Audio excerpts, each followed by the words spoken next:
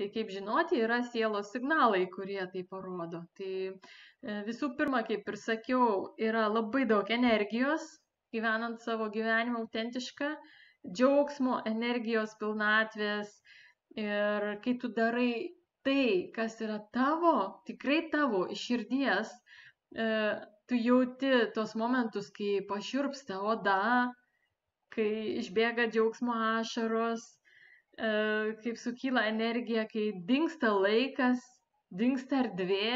Tai va, būtent man ir buvo ruošiant visą šią medžiagą, aš tiesiog, kaip ir sakiau, po darbo atsisėdau, dirbu ir pasižiūriu į laikrodį ir žiūriu, jau vidurnaktis, jau kaip ir reikėtų eit miegot, bet galvoju visiškai dar net neatrodo, kad tiek valandų, dingo tas laikas, dingo ta erdvė, aš tiek susifokusavus, susikoncentravus į savo darbą, kad net nebematau kiek valandų.